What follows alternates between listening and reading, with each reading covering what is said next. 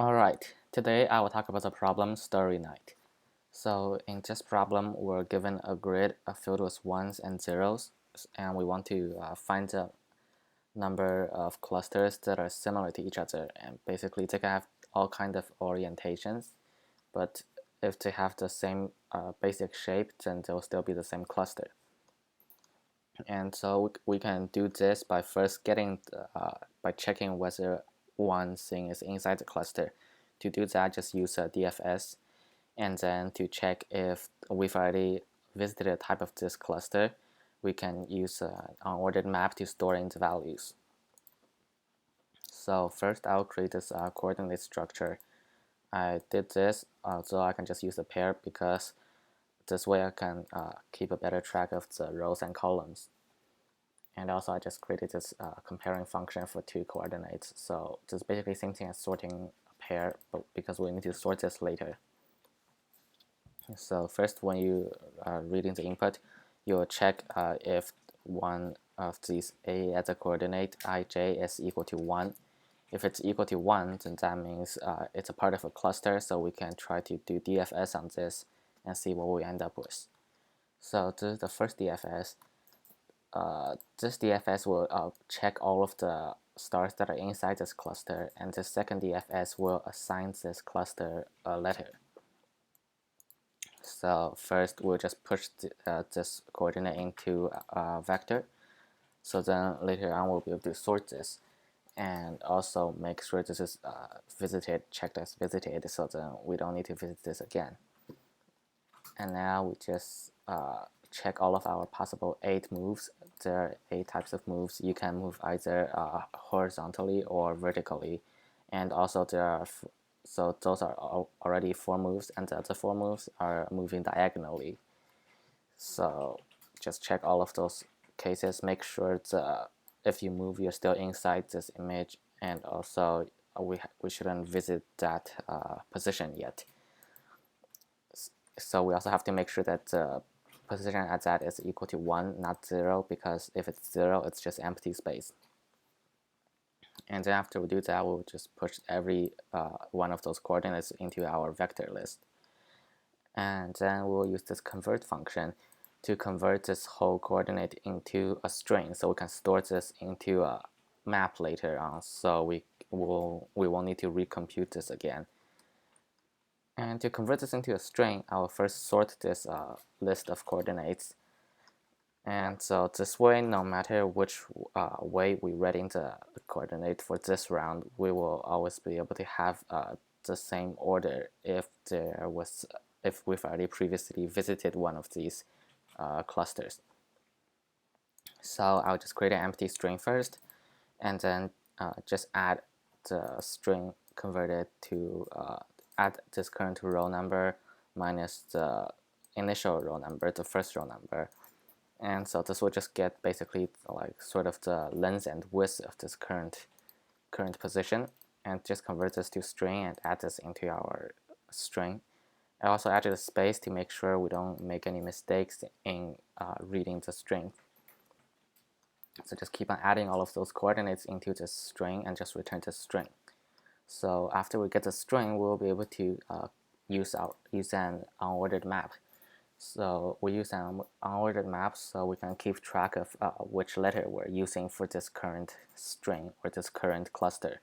So if we've already had one of these strings inside our map, that means we already had a cluster which is similar to this current cluster, and we will just assign this current cluster the previous assigned letter for the previous similar cluster. And so the similar cluster will just have this value from this unordered map. And then we'll just use the second DFS here. This is basically the same thing as the first one, but here instead of pushing this back into the vector, we will just assign the value into our character. So after we do that, if this is already a cluster that we've visited before, we'll just continue on to the next cluster. If not, we will first create this new cluster and assign it this new letter. So this new letter here I created starting will start at A, and we'll just assign this starting from A and then to B and then C and so on. So we'll just loop through all of the possible orientations of this cluster. So we will check all of them into this current letter. So no matter what orientation it is at, all of those will have the same letter as this current cluster. So there are 8 orientations.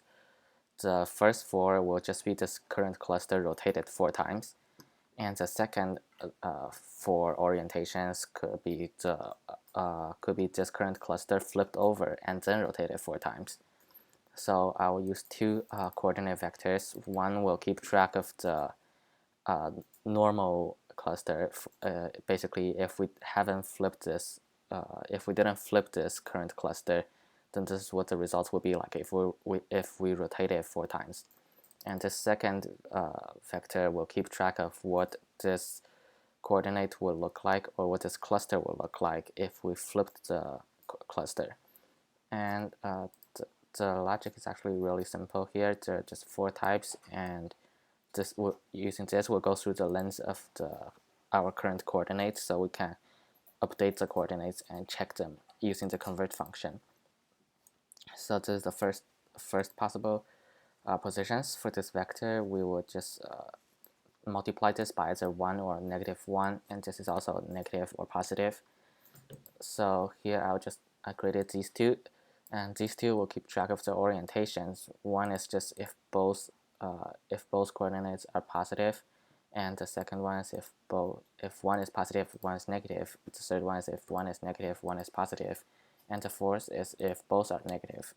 So we do this so then we can basically see what each of the cluster will look like when we have one side being rotated and the other one not, or maybe we just rotate the whole thing. And the second possible positions are if we flip this cluster. And flipping this cluster is actually really simple. You just switch these 2. Just have to switch the 2 coordinate. So first here, instead of putting the row number, we'll just put in the column number. And instead of putting the column number, we will put in the row number. And also do the same thing, multiply it by either 1 or -1. So here we have 2 different vectors. We can convert them both into strings and put them into the unordered map. And also the unordered map should have the same letter as what this current cluster has, because all of those clusters that we just made are basically the same thing as this current cluster, just rotated and flipped. And then after we set all of these letters, we can increase our letter count by 1. So then next time we will use a different letter when we encounter a different cluster. And also here, since we're using pushback on the vector, we have to remember to clear this vector every time we encounter this new position or a new cluster. So always clear this afterwards. And finally, we will just so here we assigned all of the values into the original grid, which is just A. So when you print it out, it will print out all those things properly. If there are a few spaces that are left empty, they will just print out 0. And if it's a cluster, then it will print out whatever the number is.